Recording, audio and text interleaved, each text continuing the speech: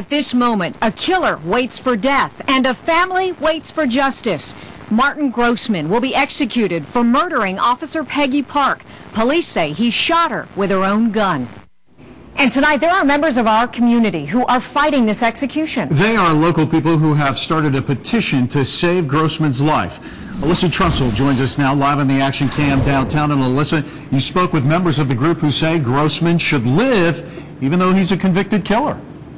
That's right. There are people who say he does not deserve to die because this was not premeditated. They say he had a drug problem and he was mentally ill. Now, we want to take you out live to Stark, where you are looking at now people that are standing in front of the prison. They are protesting, holding signs. They want to stop this execution. And the same thing is going on here in Jacksonville in front of the Duval County Courthouse. You can see that there are people walking up and down the street here on Bay Street holding these signs. Today, I also spoke with a local rabbi who started a petition that has reached all the way to Europe.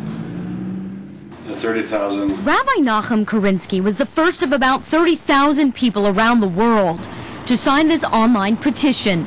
The local rabbi started it to ask Governor Charlie Crist for a 60-day stay for a clemency hearing for death row inmate Martin Grossman.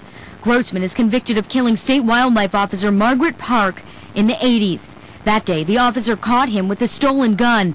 He knew he'd go to prison and ended up attacking her, beating her with a flashlight, then shooting her in the back of the head. It was a heinous crime. He deserves to be punished for it. He himself admits that. But it was a crime of passion. It was done in a scuffle. Rabbi Karinsky and others from his congregation visited Grossman in the state prison about 2 weeks ago. Behind the crime, behind the criminal, there's just a person. Just a guy sitting there who had a mother that loved him, had a father, and just a person. Rabbi Karinsky doesn't condone what Grossman did, but he says the 45-year-old man deserves justice. I would personally prefer that he doesn't, that he spends life in prison and doesn't get killed, but I certainly feel that it's a travesty of justice for him not to be given the chance to present every piece of evidence that's available. Karinsky is now tracking the signatures on the petition and says he'll do that until the very last second. As long as Martin Grossman is breathing, is alive, there's still hope. And that rabbi told me just a little while ago that he is there with Grossman. He is there as a witness. And he says there are things that people can do even at this point.